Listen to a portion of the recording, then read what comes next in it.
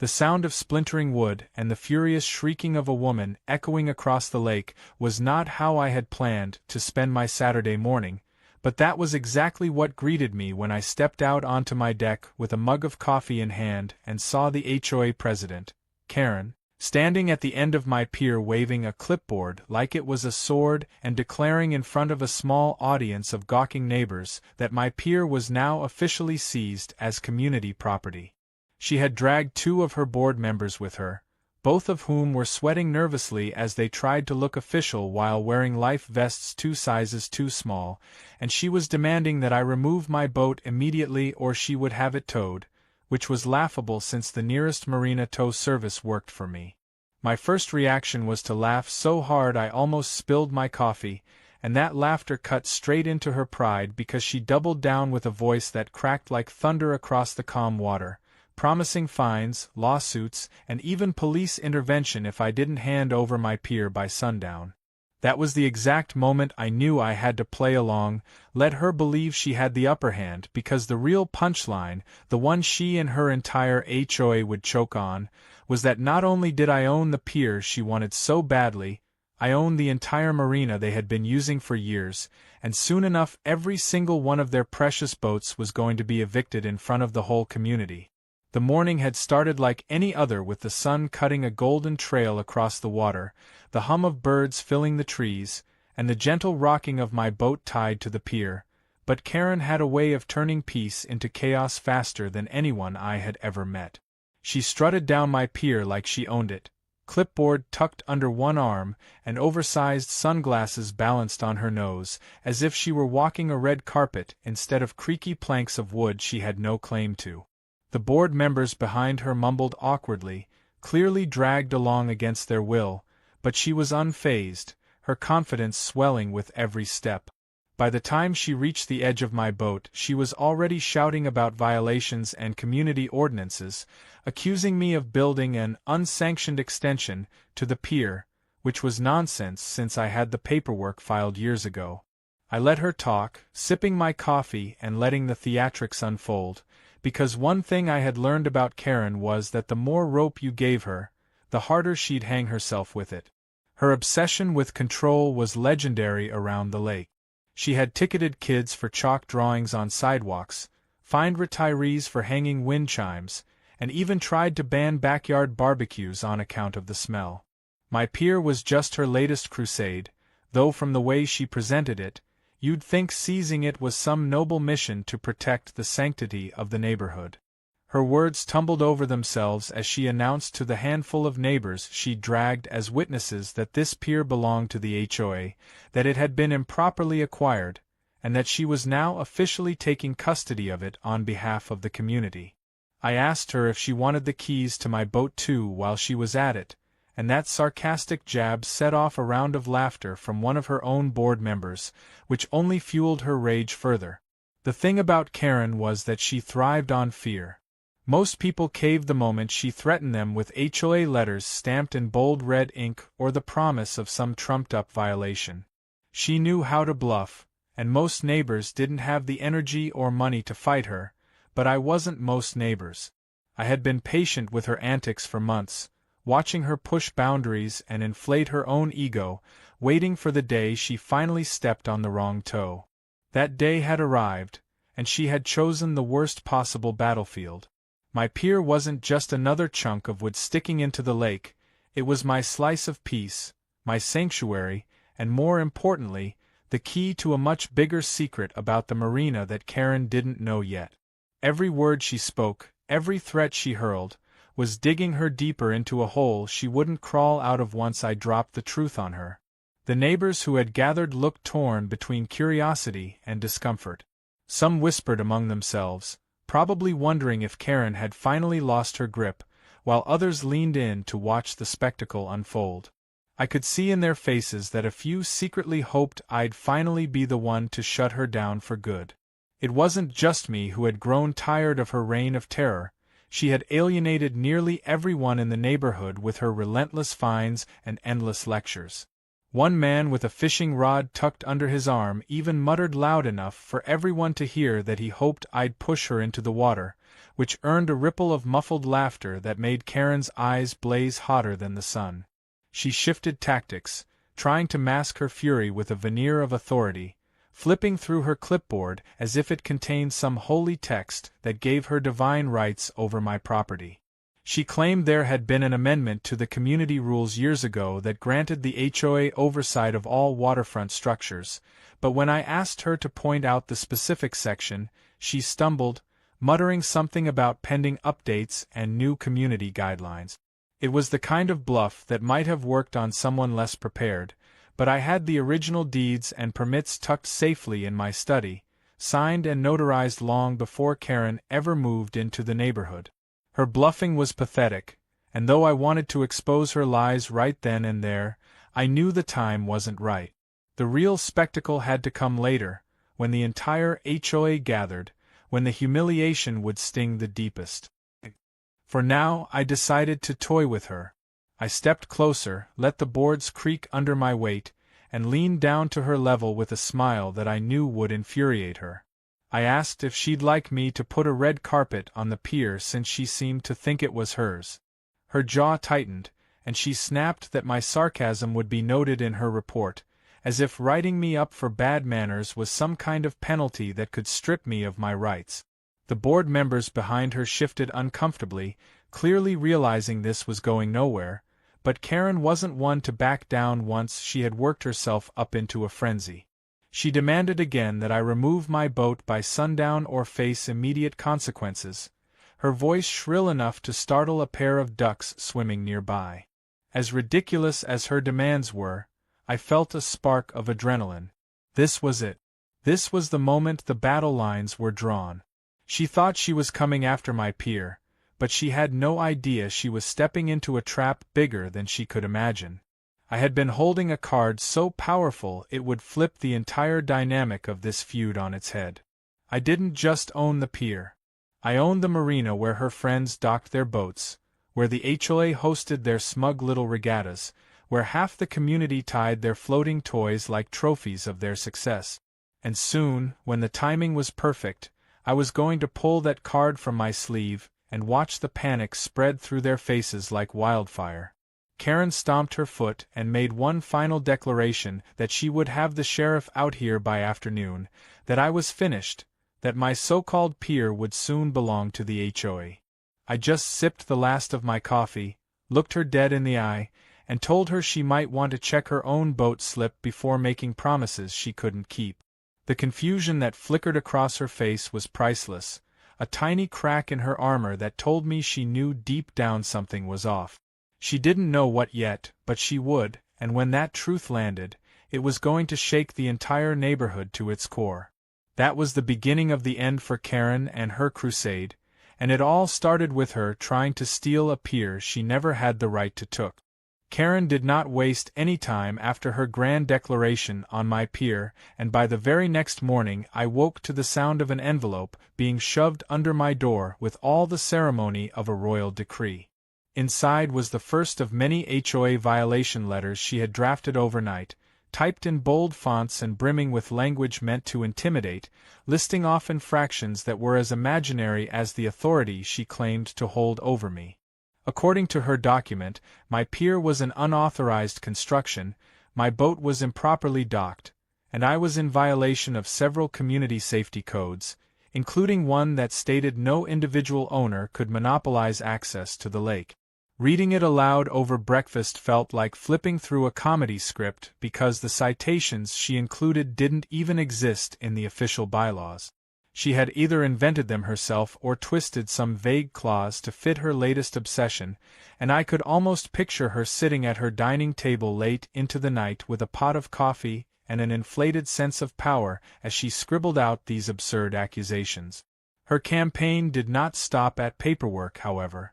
Later that afternoon, I found two men standing awkwardly at the edge of my pier with clipboards of their own, clearly dispatched as her so-called inspection team. They wore reflective vests, likely borrowed from their garages, and carried tape measures that they extended dramatically over every inch of my dock, as though they were uncovering state secrets. They measured planks, they bent down to squint at bolts, and they even tapped the railing as though listening for hidden weaknesses, while neighbors gathered nearby to watch the spectacle. One of the men apologized quietly when Karen barked at him to check the waterline for potential encroachments, clearly uncomfortable being pulled into her crusade. I stood on my porch with arms crossed, watching the entire act, letting her dig herself further into the ground, because the more evidence I had of her harassment and overreach, the more satisfying the final reveal would be. The neighbors, meanwhile, were caught between amusement and dread. Some shook their heads and whispered that Karen was going too far again, while others stayed silent, knowing all too well that speaking out would only earn them a fine of their own for something as trivial as leaving a garbage can out too long. Karen had created a climate of fear over time, a dictatorship hidden behind the banner of neighborhood order, and most people found it easier to pay her petty fines than to fight her.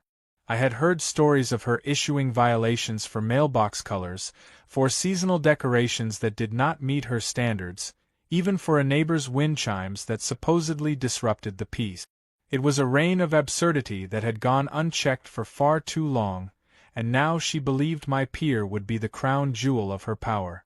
After the so-called inspection, she sent me a second letter stapled with photographs of her board members pointing at various spots on the pier, as if those images proved anything.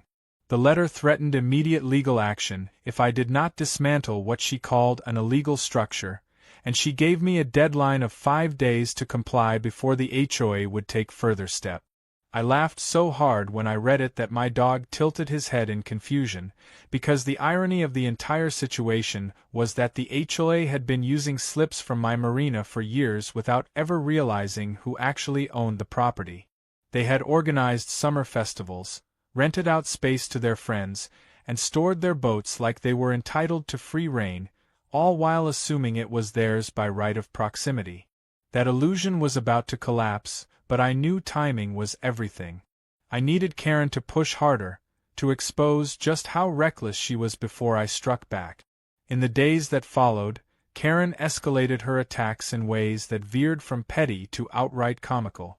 She left notes on my door accusing me of operating a commercial enterprise without a permit, claiming that allowing friends to visit the pier was the same as running a business.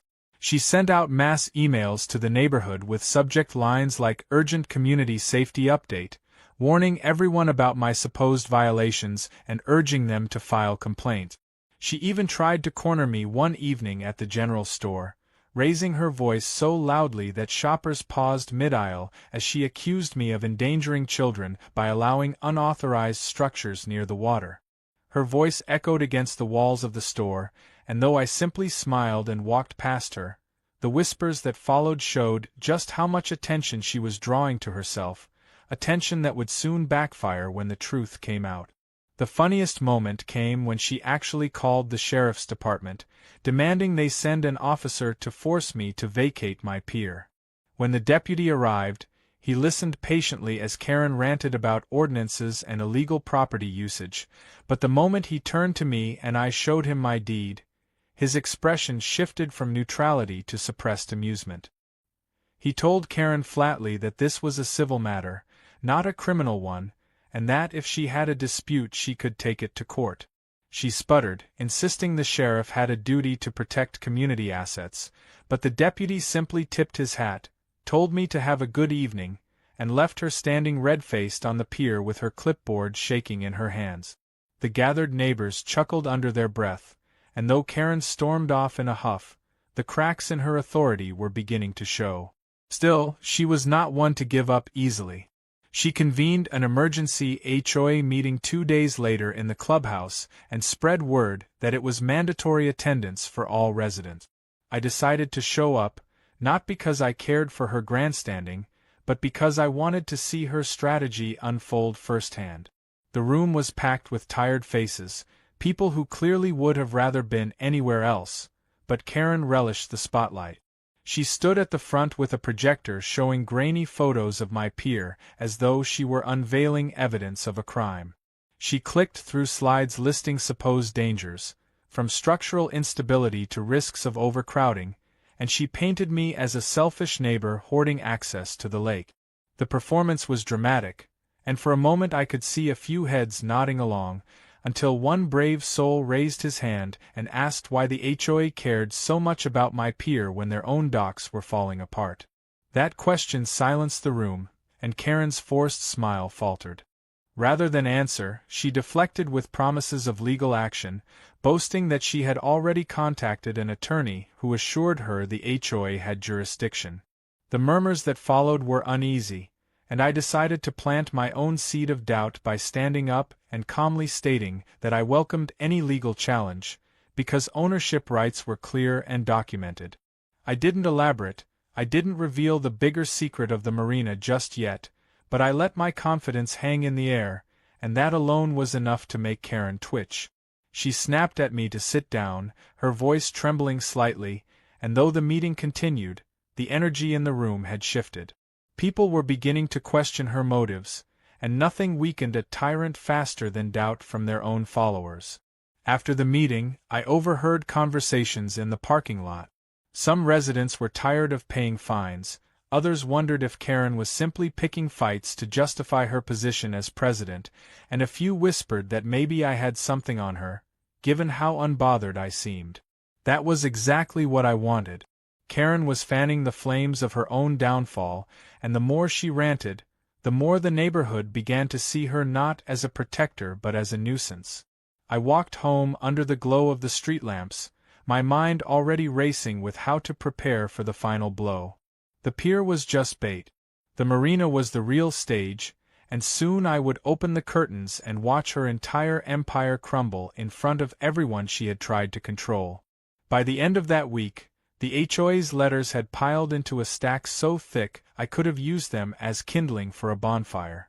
Karen's voice carried across the neighborhood almost daily, her demands growing louder and more frantic, but behind the bluster there was desperation. She needed a win, something to cement her control, and she had convinced herself that seizing my pier was the victory that would restore her slipping grasp on authority.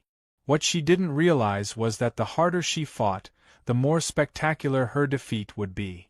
I wasn't just planning to defend myself.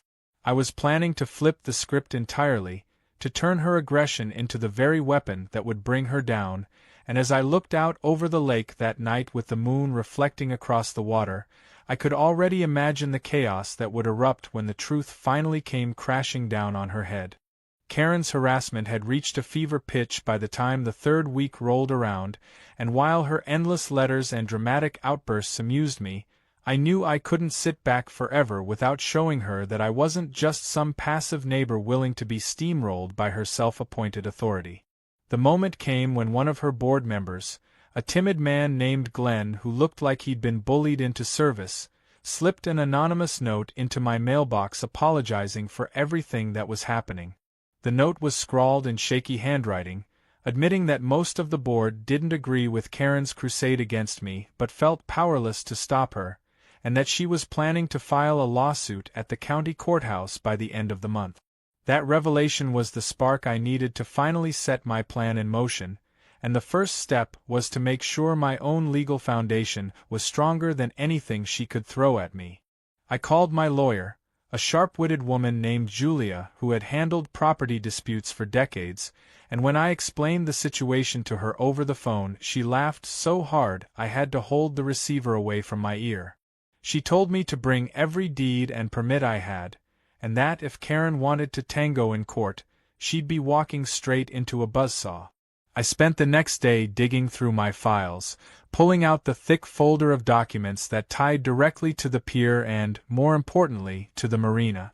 Years ago when I bought my property, the deal had included not just the pier that extended into the water but also a significant stake in the adjoining Marina, which had slowly grown into full ownership after I purchased the remaining shares from two aging partners who were eager to retire. That detail was something I had never advertised to the neighborhood, partly because I didn't want to paint a target on my back, but also because the HOA had never dared poke at me before. Holding those papers in my hand now, signed and notarized, with stamps of legal authority all over them, was like holding a set of keys to a vault Karen didn't even know existed. Julia looked them over with the practiced eye of someone who had crushed dozens of arrogant HOA boards in her time, and she assured me that not only was I fully within my rights, but the HOA was in for a rude awakening if they tried to argue otherwise. When I explained that the HOA had been using slips at the Marina without realizing I owned it, Julia raised her eyebrows and leaned back in her chair with a grin. She said that meant every event they had hosted there, every boat they had tied up without my permission, and every dime of rent they had ignored was grounds for retroactive claims. She suggested that instead of just playing defense, I could hit them with invoices and eviction notices that would send their precious little empire into chaos. I liked the sound of that very much. Still, she advised patience, reminding me that a well-timed reveal would do more damage than rushing in too early. She was right, of course. Letting Karen think she was winning only made the eventual defeat that much sweeter, and it gave me more time to line up my pieces on the board. While Julia prepared the legal side, I kept myself entertained by watching Karen's antics escalate in real time. She started showing up with her board members more frequently, strutting up and down my pier with her clipboard, taking photographs of every angle, and barking orders as though she were leading a military inspection. One day she even brought a whistle, blowing it sharply whenever someone walked too close to the water, as if she were a lifeguard in charge of the entire lake. The neighbors rolled their eyes, and some openly snickered, but Karen was immune to embarrassment when she was locked into one of her tirades. She claimed it was a matter of safety, that I had created a public hazard, and she promised everyone that by the end of the month my pier would be dismantled plank by plank under her authority. I leaned on my porch rail, sipping lemonade, watching her stage her little parade like a circus act, and silently counted the days until I would unveil the truth. It wasn't just theatrics either. Karen began using scare tactics on the other residents, telling them that if I was allowed to keep my pier, it would set a precedent that could lead to anarchy in the neighborhood. She painted wild pictures of everyone building their own docks, stringing up party lights, and blasting music at all hours of the night, insisting the HOA needed to maintain strict control to preserve property values. Most of the neighbors just nodded politely, too tired of her to argue, but I noticed a few whispering behind her back, their patience finally wearing thin. One evening I overheard two families talking on the sidewalk outside my house, joking that maybe I should charge Karen rent for all the time she spent standing on my pier. That small crack in her image among the people she claimed to represent was another sign that her downfall was coming. In the meantime, I started to make subtle moves to set the stage for my counterattack. I contacted the Marina staff, the small team that managed the day-to-day operations under me, and instructed them to quietly review every lease agreement and unpaid balance tied to HOA members.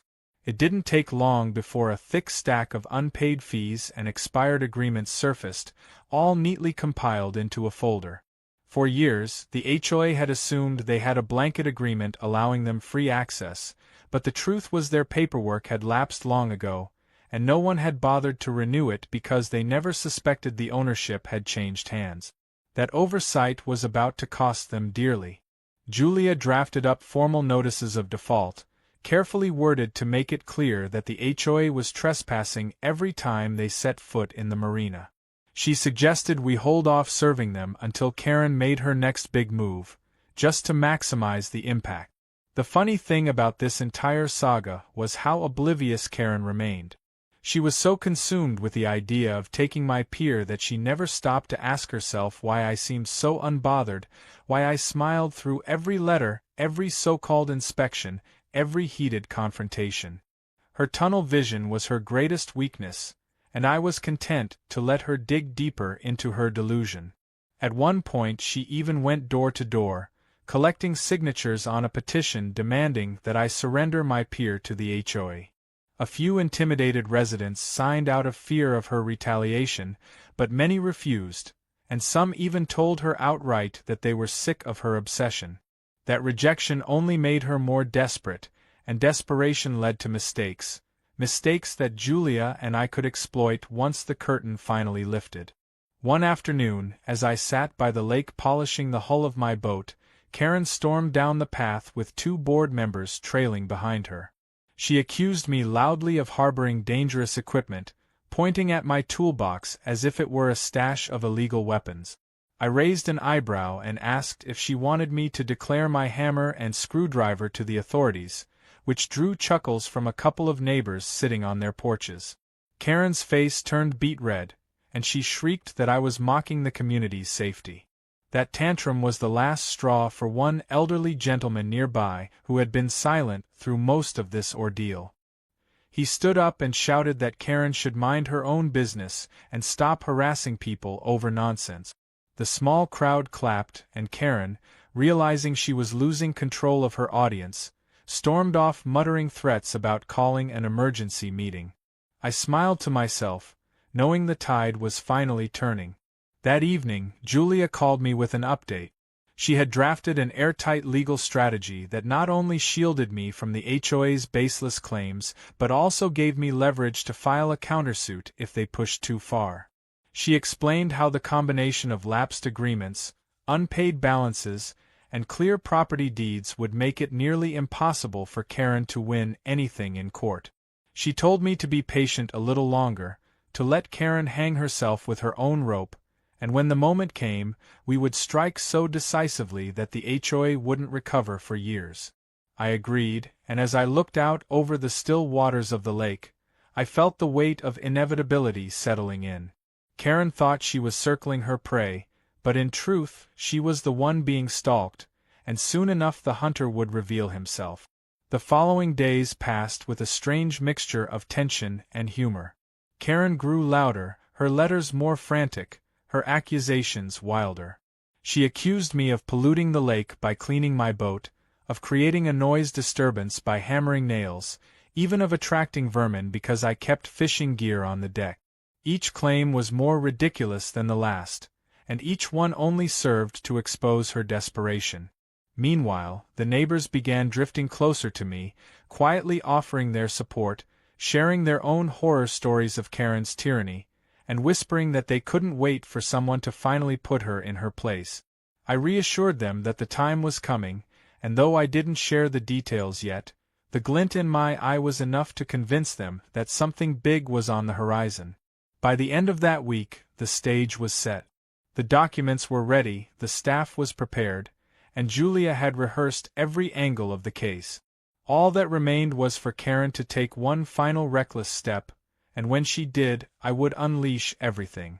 The pier was no longer just wood and nails to me. It had become the symbol of resistance against her tyranny, the bait that had lured her into exposing herself. Soon, the entire neighborhood would witness the spectacle of her empire collapsing, and they would see with their own eyes that the woman who had terrorized them for years was nothing more than a paper tiger roaring over things she could never truly control. The showdown began on a bright Saturday morning, when the sun glinted across the lake like a sheet of glass, and the sound of boat engines carried faintly through the air. I had expected Karen to pull some kind of stunt sooner or later, but even I wasn't prepared for the spectacle she staged that day. By mid-morning, I walked down to the pier to find 3 HOA boats tied up alongside mine, their ropes pulled so tight they creaked against the cleat. It wasn't just that they had trespassed and used my pier without permission, it was that they had done so in the most brazen way possible, as though staking a claim by squatting on what they insisted belonged to them. Karen herself stood at the center of the chaos, dressed in a wide-brimmed hat that looked more suited to a garden party than a lakefront dispute, barking orders to her board members like a general leading a charge. They shuffled nervously behind her, clearly less confident than she was, but still doing her bidding by waving their clipboards and pretending they were conducting official business. I stepped forward calmly, hands in my pockets, and asked if they had lost their minds. Karen puffed out her chest and announced in front of the small crowd of onlookers that the HOA had seized the pier effective immediately and that the boats tied there were under their jurisdiction now. She claimed that since I had ignored her violation letters and failed to dismantle the pier, the HOA had no choice but to take matters into their own hands. Her words dripped with smug satisfaction, but the tremor in her voice betrayed the fact that she was pushing the limits of her own authority. Some neighbors stood on the shoreline watching quietly, whispering among themselves, while others openly chuckled, already sensing that she had overplayed her hand. I asked her plainly if she had permission from the sheriff or a court order to tie those boats to my pier, and she waved her clipboard like it was a badge of law enforcement, insisting the HOA had every right under community bylaws. I pressed again, asking if she truly believed a clipboard gave her more authority than the county clerk's office, and the hesitation in her eyes told me she knew she was bluffing but was too deep into her performance to back down. At that moment, one of the boat owners, a man named Rick, looked uncomfortable as he stood on deck. He muttered something about not wanting trouble and suggested maybe they should just move their boats, but Karen turned on him so sharply he shrank back in silence. She wasn't just trying to prove a point against me. She was trying to keep her own followers in line, to make sure none of them wavered in their loyalty. I decided it was time to raise the stakes. I pulled out my phone and called the sheriff's office right there in front of everyone, explaining calmly that unauthorized vessels were tied to my private pier without consent. Karen scoffed loudly, saying the sheriff would side with her as always, but her words carried no conviction. 20 minutes later, a patrol boat pulled up with 2 deputies aboard, their uniforms crisp and their eyes scanning the scene with thinly veiled amusement.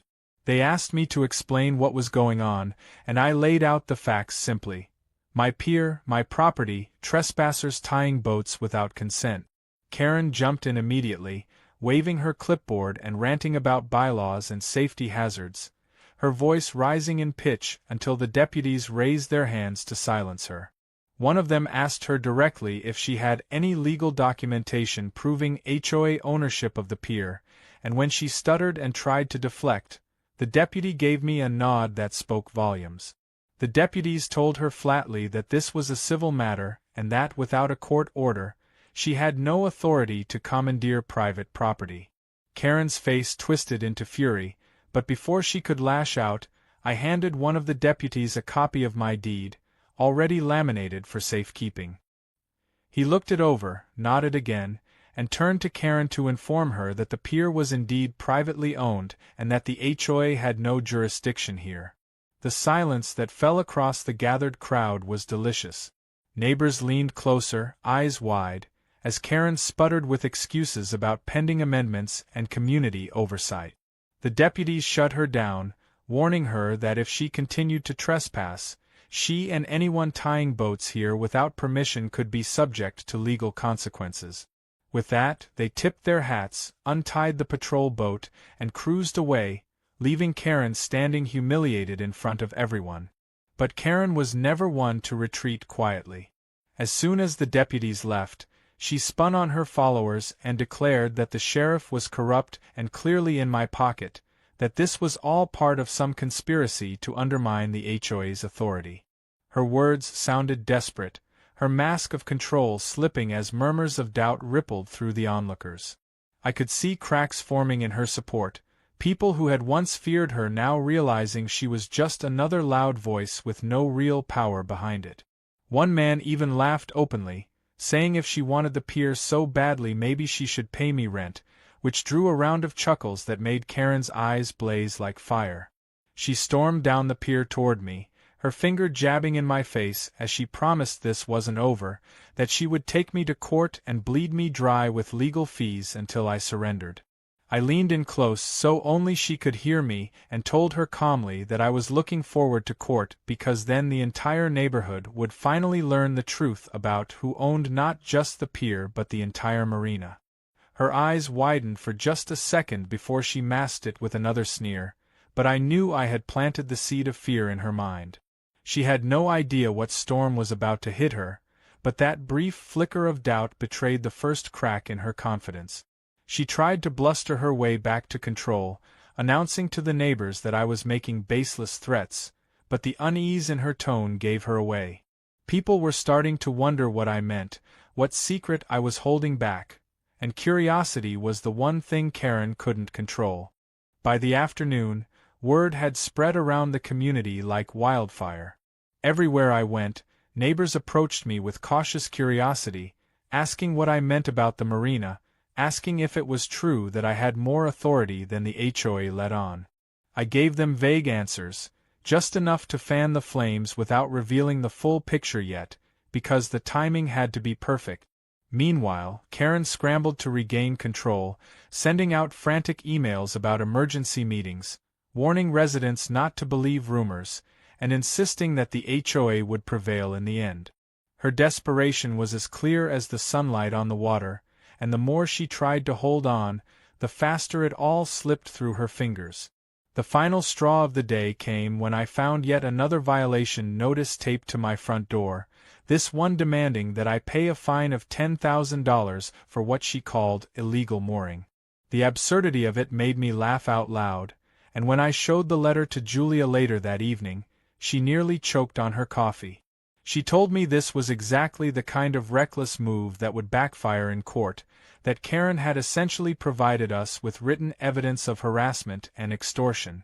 She suggested we wait just a little longer before making our move, that the more Karen pressed, the more ammunition we would have to crush her completely. I agreed, though the temptation to drop the truth right then and there was strong. That night, as I stood at the end of my pier watching the moon reflect across the calm surface of the lake, I felt the weight of inevitability pressing closer. Karen had declared war and escalated to open trespass, but she had no idea that the battlefield was far larger than she realized. She thought this was about one pier, one neighbor, one petty dispute. What she didn't know was that I held the keys to the entire marina, that I could evict every single one of her allies with the stroke of a pen, and that soon her empire of fines and threats would collapse in the most public, humiliating way possible. The stage was set, the audience was watching, and the curtain was about to rise on the act that would bring her down once and for all. The week following the deputy's visit was like living in the eye of a storm, a deceptive calm in which everyone seemed to be holding their breath, waiting for what would come next. Karen had been humiliated publicly on my pier, her bluff exposed by the very authorities she insisted would side with her, but instead of retreating and licking her wounds, she doubled down with the ferocity of someone who had convinced herself she could not afford to lose. Every day brought a new stunt, a new letter, a new attempt to reassert her crumbling control, but with each move she only added fuel to the fire she had lit beneath herself. Neighbors whispered openly now, mocking her ridiculous antics, and I could sense the tide of public opinion shifting against her. Still, she clung to the illusion of power, refusing to acknowledge that she was cornering herself into a defeat she would never recover from. I knew it was time to prepare my trap. The files Julia had assembled were thorough, airtight, and devastating. Copies of the original Marina deeds, records of expired lease agreements, documentation of unpaid balances, and signed affidavits from former owners all painted a picture too strong for Karen to wriggle out of. Julia insisted we wait until the HOA took an official step in court or in writing that could be challenged legally, because once they did, we would slam them with the truth and watch the whole board scatter like startled birds. That moment came faster than I expected. One afternoon, I received a certified letter with the HOA's letterhead, formally notifying me that I was being fined $20,000 for failure to comply with community regulations, and that if I did not remove the pier within 30 days, they would seek a court injunction. It was the very piece of paper Julia had been waiting for, the proof of their overreach, and when I delivered it to her office, she grinned with the satisfaction of a predator who had cornered its prey. That evening I gathered my own small audience on the pier. A handful of neighbors who had grown tired of Karen's reign joined me, curious to know what was really happening. They had heard rumors, whispers that I was planning something big, but they didn't know the details yet. I told them enough to make their jaws drop, that Karen and her board had been trespassing for years without realizing it, that their boats were docked in slips owned by me, and that I had the legal right to evict every single one of them. The looks on their faces ranged from shock to glee, and soon the murmurs began to spread faster than any email Karen could send. By nightfall, half the neighborhood was buzzing with speculation, and by the next morning, the whispers had reached Karen herself. She showed up at my property in a frenzy, her face flushed, her voice raised, demanding to know what lies I was spreading about the marina. I stood calmly at the edge of my pier and told her they weren't lies at all, that I had the paperwork to prove it, and that her entire campaign against me was built on ignorance. She shrieked that I was bluffing, that if I really owned the marina I would have said something years ago, but the crack in her voice betrayed her fear. She tried to rally the neighbors, shouting that I was manipulating them, but instead of nodding in agreement, I noticed more than a few crossed arms and skeptical frowns. Her stranglehold on the community was slipping, and she knew it. The true turning point came at the next HOA meeting. Karen strutted into the clubhouse like a queen entering her throne room, but her crown was already tilting precariously. The board members sat beside her, pale and uncomfortable, and the residents filled the chairs with restless energy, eager to hear what would unfold. Karen launched into her usual tirade, presenting slides of my pier, accusing me of endangering children and polluting the lake, but her voice sounded hollow now, the passion forced. When she opened the floor for comments, I rose slowly from my seat, holding a folder so thick it looked like it contained the secrets of the universe. The room fell silent as I walked to the front and laid the documents on the table. I began by calmly explaining that the pier she claimed belonged to the community was in fact privately deeded to me, complete with permits approved by the county years ago. Then, I dropped the real bombshell. I revealed that I was the sole owner of the marina, that every slip the HOA had been using was under my legal control, and that the leases had expired years ago without renewal. I held up copies of the agreements, signed and dated, and announced that effective immediately, every unauthorized HOA boat docked in my marina was trespassing. Gasps rippled through the room, neighbors whispering frantically, board members shifting in their seats with panic written across their faces. Karen tried to interrupt, waving her arms and shouting that I was lying, but I held up notarized deeds, official seals gleaming under the fluorescent lights, and the truth silenced her tantrum. The room erupted with questions, some directed at me, others hurled angrily at Karen. Why hadn't she known this? Why had she spent weeks humiliating the neighborhood, sending threats, organizing protests, when all along the HOA had no claim at all? The more she flailed, the deeper she dug her hole. One board member finally cracked, admitting aloud that Karen had been pushing them into actions they weren't comfortable with, that she had insisted they follow her lead without consulting proper legal advice. That confession sealed her fate. The residents turned on her, shouting about the fines they had paid, the harassment they had endured, the endless meetings and ridiculous rules. Karen stood at the front, red-faced and trembling, her clipboard dangling uselessly at her side as her empire crumbled before her eyes. I let the chaos play out for a few minutes before delivering the final blow. I announced that eviction notices would be posted on every unauthorized HOA boat by the end of the week, and that if they were not removed, they would be towed at the owner's expense. I reminded them that I had every legal right to enforce these rules, and that the sheriff's department had already confirmed my ownership of the property. The silence that followed was heavy with shock and fear, broken only by Karen's shrill voice insisting she would take me to court. I leaned forward and told her she was welcome to try, but every page in my folder was waiting for that very day, and she would lose before the ink dried on the first motion. The room erupted again, this time with laughter and applause, and Karen fled the clubhouse in tears, her board members trailing behind her like a defeated army. The days that followed were some of the most satisfying I had ever experienced. Notices went up on every boat, bright orange papers taped to hulls and docks, declaring in no uncertain terms that their presence was unauthorized. The sight of those papers sent waves of panic through the community, and I watched with no small amount of amusement as HOA members scrambled to untie their boats and find somewhere else to dock. Some tried to plead with me quietly, offering apologies and asking for leniency, but I reminded them that they had stood silently while Karen terrorized the neighborhood. Others raged openly, shouting about injustice, but their words carried no weight anymore. The marina was mine, the law was on my side, and no amount of bluster could change that. Karen, of course, refused to accept defeat. She staged a pitiful protest at the entrance to the marina, standing with a homemade sign and a handful of her most loyal followers, shouting that I was stealing from the community. But the crowd that once might have gathered around her to nod and cheer was gone. Now she was a sideshow, a punchline, a woman screaming at the wind while everyone else went about their lives. The sheriff's deputies drove by once, saw her blocking the entrance, and gently escorted her away, shaking their heads in disbelief. Even her board members had abandoned her, some resigning outright, others retreating into silence, unwilling to be dragged further into her humiliation.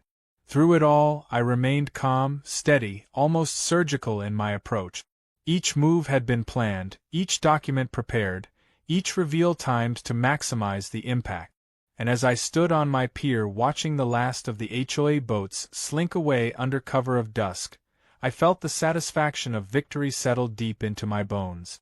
Karen had tried to take everything from me, but in the end, she had lost far more than she ever imagined.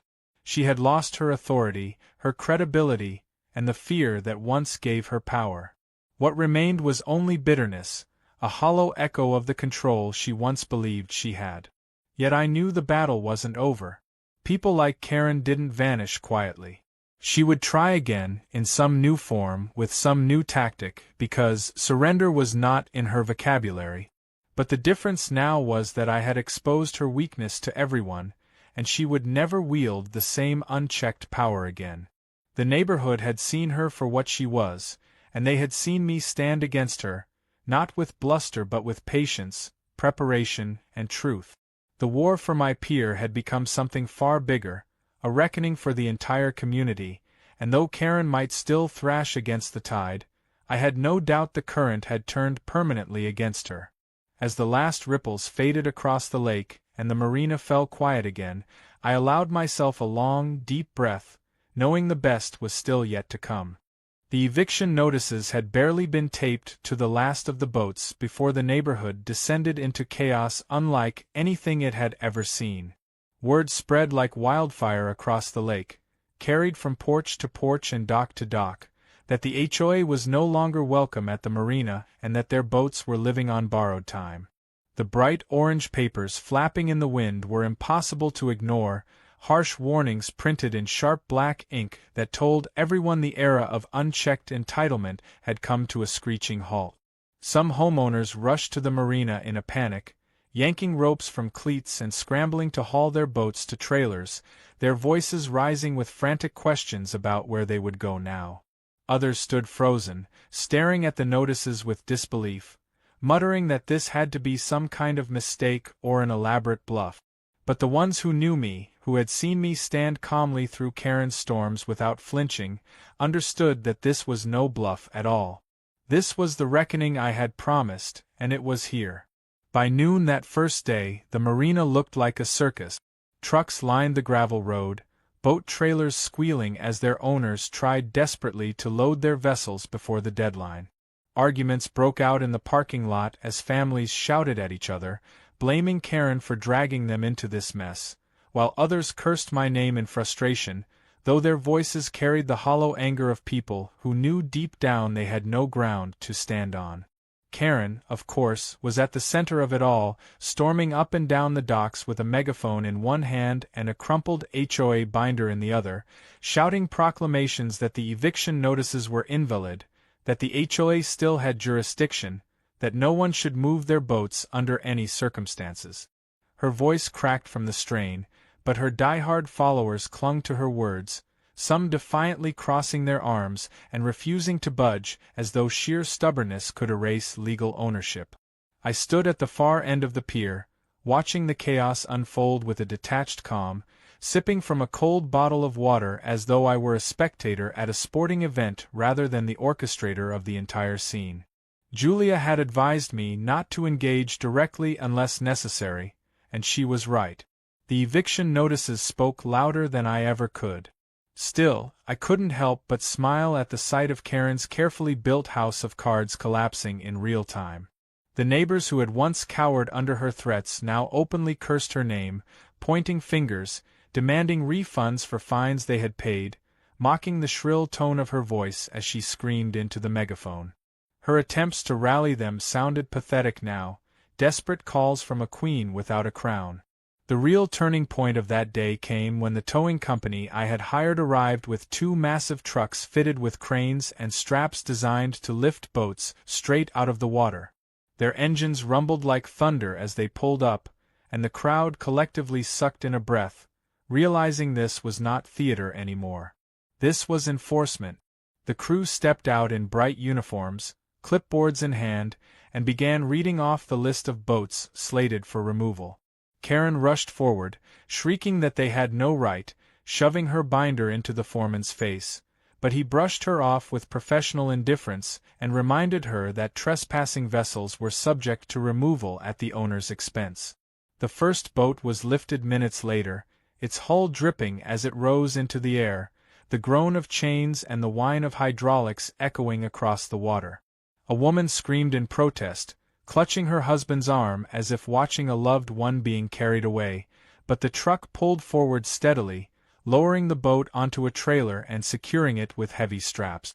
The spectacle was too much for some of the HOA members to handle. Panic rippled through the marina, and suddenly families who had sworn they would never move their boats scrambled to untie them and push off into the lake, engines sputtering to life as they raced away in search of another dock.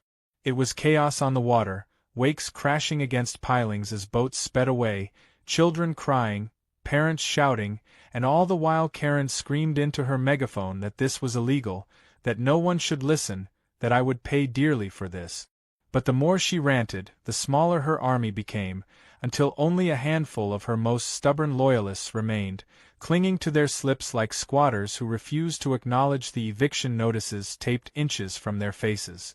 The highlight of the day came in the form of sheer comedy. Karen, determined to make a stand, chained herself to her pontoon boat with a rusty bicycle lock she must have dug out of her garage. She stood on deck with her megaphone, declaring that if anyone tried to remove her boat, they would have to take her with it. The towing crew looked at me for direction, and I simply shrugged, telling them to do their job. The crowd erupted in laughter as the crane hooked onto her pontoon and began to lift, Karen wobbling unsteadily as the deck tilted under her feet. She screamed bloody murder, dropping the megaphone into the water with a splash, and finally unlocked herself in a frenzy of panic, leaping to the dock as the boat swung into the air. Neighbors doubled over laughing, some capturing the entire scene on their phones, and for the first time in years, the community felt united, not under her iron grip but in shared amusement at her downfall. The sheriff's deputies arrived once again, called by someone in the neighborhood who must have thought things had gone too far. But this time they didn't come to question me. They walked straight up to Karen, who was still red-faced and disheveled from her stunt, and warned her that if she continued to interfere, she could be arrested for disorderly conduct. The look on her face was priceless, a mix of rage and disbelief, as if the world itself had betrayed her. She tried to argue, pointing at me, insisting I was the real criminal, but the deputies shut her down with sharp finality and told her she was one step away from being hauled into the back of their patrol boat. The crowd cheered at that, clapping and whistling as Karen stomped away, her hat slipping crooked on her head, her dignity in tatters. By the end of the day, more than half the boats were gone, voluntarily or otherwise. The marina, once crowded with the pride of the HOA's so-called elite, looked strangely empty, its slips bare, the water calm again without the clutter of unauthorized vessels. The remaining boats were marked for removal in the following days, and I had no doubt their owners would either move them quietly in the night or watch helplessly as the towing crew returned. For the first time in months, I felt the weight of Karen's harassment lifting from my shoulders, replaced by the satisfaction of justice finally being served. The pier that had started it all stood sturdy and untouched, my flag of defiance against the tyranny of the HOA, and every time I walked down it now, I could feel the respect of my neighbors in their nods and their newfound smiles.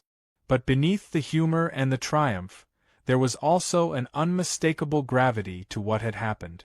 This wasn't just about boats or piers anymore. This was about the neighborhood reclaiming its freedom from someone who had manipulated fear for too long.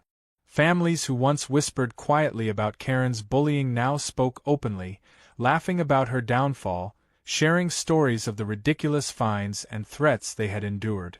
Some even came to me privately, thanking me for standing firm, admitting they had wanted to push back for years but never had the courage. The sense of relief was palpable, like a weight lifted from the entire community, and though the battle had been long and bitter, the victory tasted all the sweeter for it. As the sun set that evening, painting the sky in streaks of orange and pink, I stood at the end of my pier and looked out over the water. The marina, now half empty, glistened with quiet promise. The chaos of the day had passed, but the memory of it lingered in the laughter of the neighbors, in the frantic scrambling of boats, in the image of Karen chained to her pontoon. It was a day no one would forget, the day the HOA lost its grip, the day the neighborhood began to breathe freely again. And though I knew Karen would not go quietly, though I expected her to scheme and lash out in whatever pitiful ways she could, I also knew she could never undo what had happened here. The balance of power had shifted, permanently, and for the first time in a long time, I could look forward to tomorrow without dread of another absurd violation letter sliding under my door. Instead, I could enjoy the peace I had fought for, the laughter of my neighbors echoing across the lake, and the quiet, undeniable knowledge that the battle for the pier and the marina was mine, and mine alone. The morning after the boats were hauled away, the neighborhood woke up to a silence so strange it almost felt unnatural. For years the marina had been a constant source of noise, with HOA members shouting at each other across docks, children running wild during community events, and Karen's voice carrying across the water like a foghorn at every opportunity. Now all of that was gone, replaced by the steady lapping of the lake against wooden pilings and the occasional call of a bird. It was peaceful, too peaceful for someone like Karen to accept, and I knew it was only a matter of time before she made one last desperate attempt to claw back what she had lost. Sure enough, by midday a thick envelope appeared in my mailbox, hand-delivered by one of her few remaining loyalists. Inside was not another violation notice this time, but a set of legal documents, or at least what she claimed were legal documents. They were poorly drafted, riddled with spelling errors and vague accusations, demanding that I immediately reinstate the HOA's rights to the marina or face a class action lawsuit. Julia nearly laughed herself sick when I showed her the papers. She explained that not only were the claims baseless, but the documents themselves had no standing because they weren't even filed properly with the court. At best, it was an empty threat, a scare tactic meant to make me sweat. At worst, it was a sad reflection of Karen's dwindling influence, her last card played with shaky hands. I expected her to retreat after such an embarrassing blunder, but instead she launched her final stand with the kind of spectacle only she could orchestrate. A few evenings later, she and a handful of her die-hard supporters marched down to the marina carrying protest signs scrawled with slogans like "Save Our Pier" and "Stop the Tyrant." They chanted in unison, their voices echoing across the water, but the crowd was pitifully small, fewer than a dozen people at best, and most of the neighborhood watched from their porches with folded arms and smirks of amusement.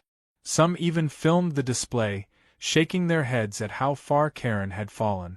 She stood at the front with her megaphone once again, screaming about injustice, warning that I was turning the community into a dictatorship, as if the irony of her words wasn't glaringly obvious to everyone who had endured her tyranny for years.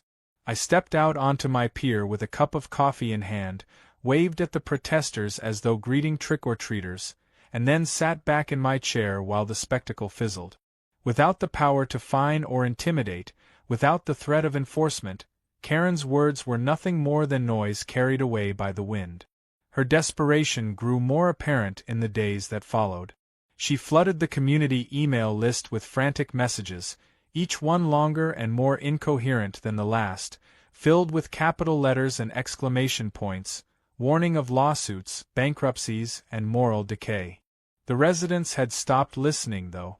Many had unsubscribed from her rants altogether, Others mocked her openly by replying with jokes, and some even forwarded her emails to me with notes saying they couldn't wait to see what I would do next. It was clear the power dynamic had shifted completely.